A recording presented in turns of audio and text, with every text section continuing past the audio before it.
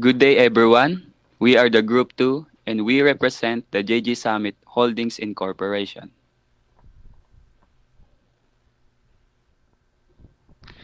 One of the strategy established by the company is being a corporate governance. JG Summit Holding Incorporation recognized that the good corporate governance is essential to build an environment of trust, transparency, and accountability necessary for fostering long-term performance, financially stability, business integrity, and sustainability of the company for the protection of interests of the thresholder and other stakeholders. Corporate governance is a framework of rule system and process of the corporate that governs the performance by the board, director, and management.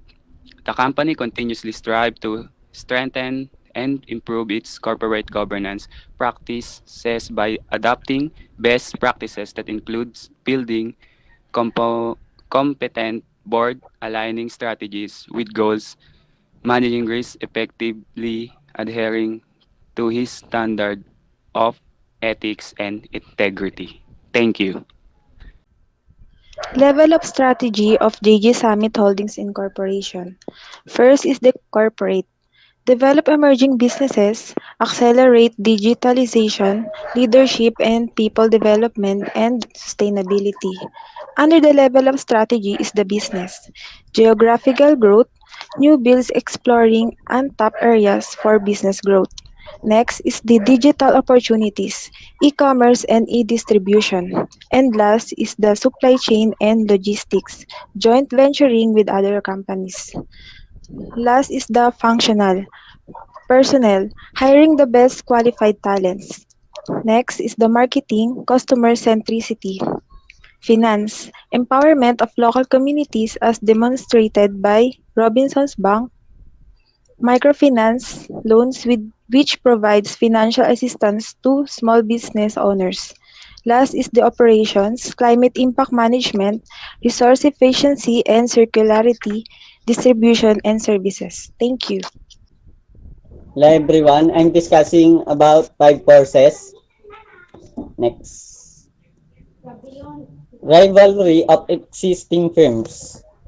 Strategic behavior of the firms.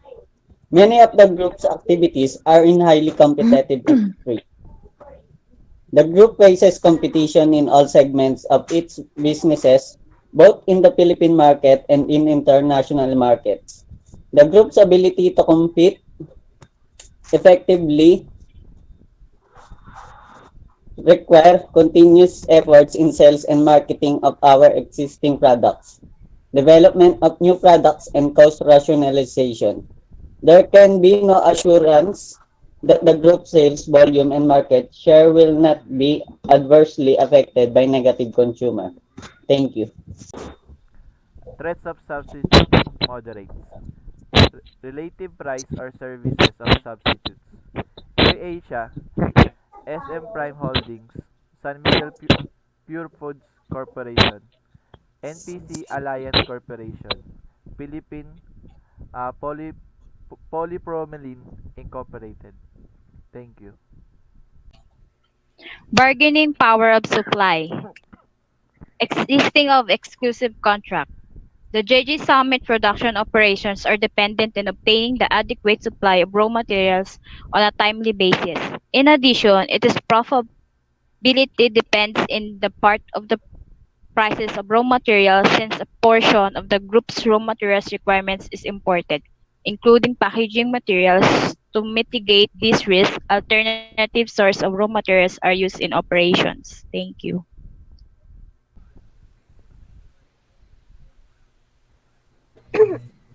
Threat of new entrants low. Expensive to enter the industry due to R&D investment. JG Summit develops new products and service variants of existing product lines, researches new processes, and tests new equipment on a regular basis in order to keep up this demand. Since JG Summit have different subsidiary establishing strong structure for business operation, marketing mix of product and service can stand on their strategy. Thank you.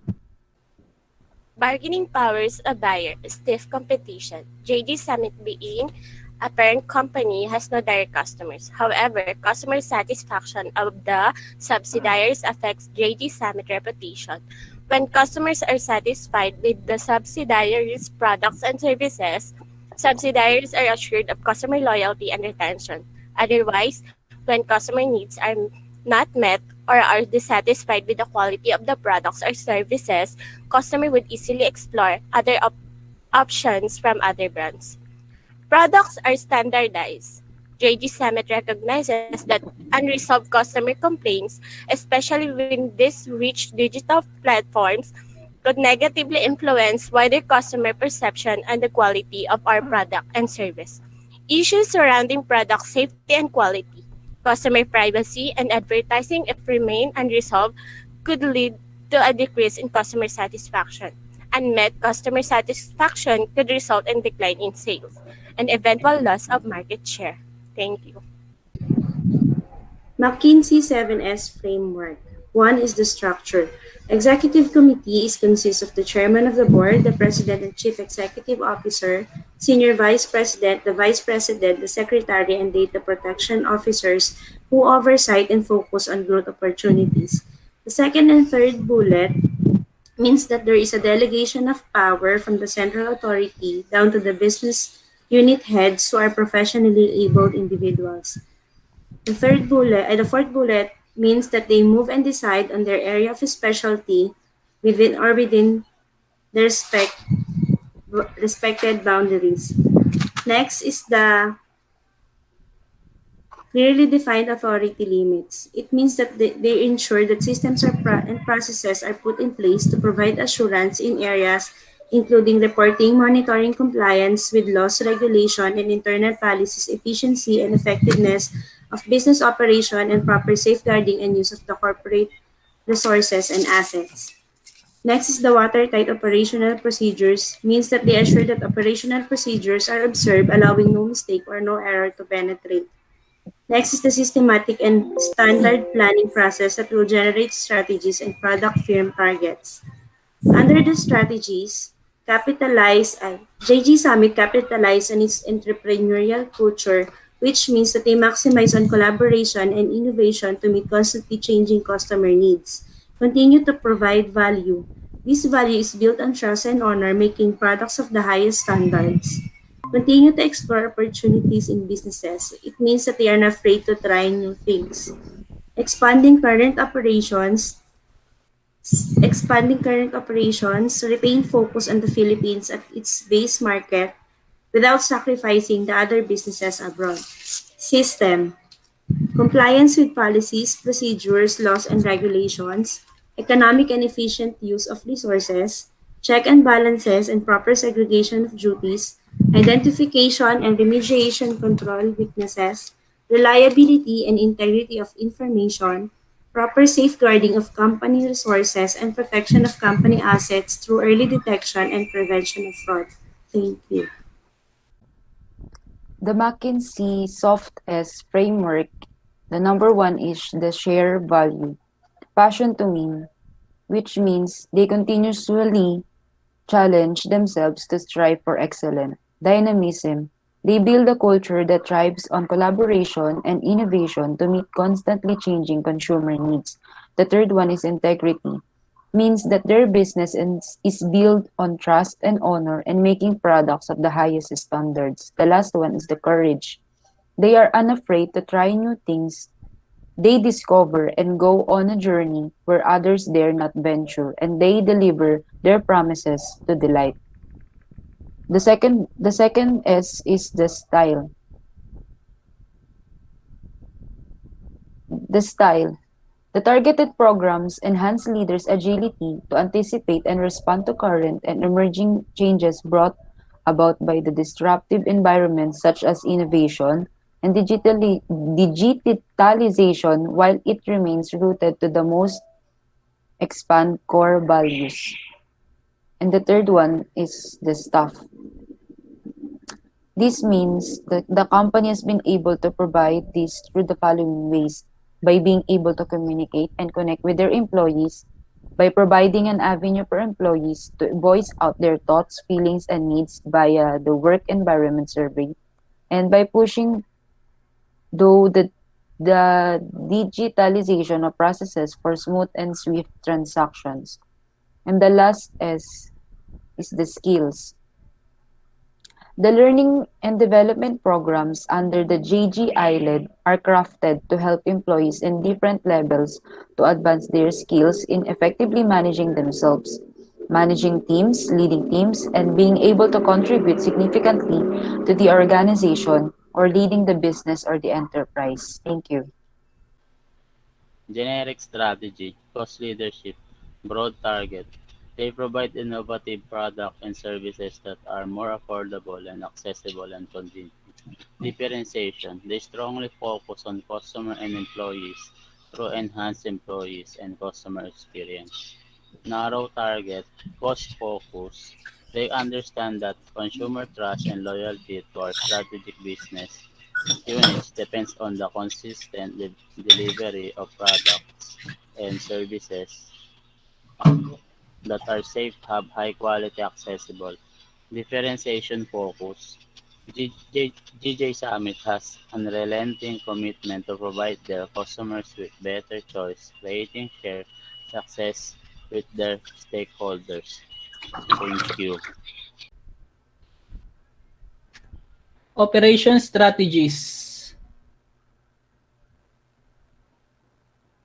So, in URC, Universal Robina Corporation, the principal of product or services is food business through operating divisions and wholly owned or majority owned subsidiaries that are organized into three business segments: the branded consumer foods, agro-industrial products, and commodity food products.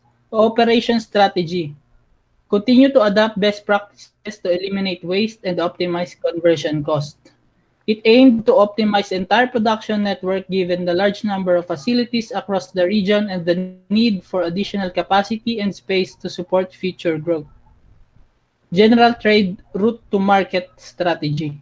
Route to market strategy focuses on increasing direct distribution, better productivity, and sales quality, driven by consistent perfect store presence like excellent merchandising and quality of product lineup in stores.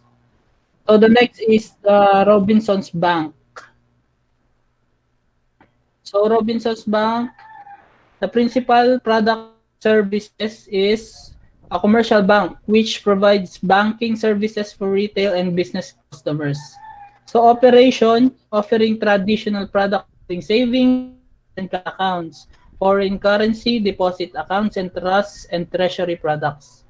Structure reorganization of key support units, fully explore business opportunities within its target markets, engineering new products and services to generate fee income, which includes ban assurance, and the credit card business, accelerating digitization through enhanced IT infrastructure to support new digital products. So Robinsons Bank personal online banking and mobile application, reaching greater market coverage by expanding its branch network in strategic areas nationwide. Thank you. In Cebu Pacific, the operation is they have the fare bundles, which is they have option to choose different bundles like fly for airfare, fly plus bag for airfare and baggage allowance, and fly plus bag plus meal for airfare, baggage allowance, and meal. The next one is Get Go Eat. The guest allows to accumulate points and give rewards to their respective customers. The next one is Prepaid baggage. The passengers can pre-purchase baggage allowance to save on time and money at check-in. The next one is seat selector. Seats can be selected if customers book a flight online for minimum fee. The next is CEB Air Wi-Fi. The flights on Airbus A330 is equipped with Wi-Fi and may be availed and they through their gadget by credit card or via availing prepaid cards on board.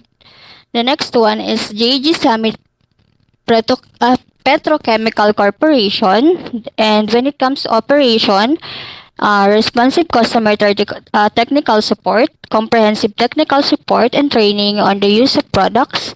The next is product certification and industry standard testing. Laboratories are equipped with state-of-the-art testing equipment that can perform on a broad range of industry standard tests and qualification. The next is innovative product and application development. Continuous investments in various technology platforms enabled to address the expanding needs of vast clients both here and abroad. And the next one is dedicated sales team, export teams, one responsible for polymers and another for olefins of aromatics are highly capable of promptly handling inquiries and orders from customers in overseas markets. Efficient customer services expect sales administration and supply operations team to respond efficiently to order processing, delivery, and invoicing requirements. The next is consistent product quality. Customers are guaranteed that the products they receive are manufactured through world-class technologies. The next one is ease in doing business. Shorter delivery lead time gives customers more option in supply planning and inventory management. The convenience of dealing with a reliable local supplier helps our customers optimize their procurement and schedule of operations. The last one is foreign exchange and other savings. For local customers, pricing in local currency affords them foreign exchange savings as it eliminates risks associated with importing materials. And that would be all. Thank you.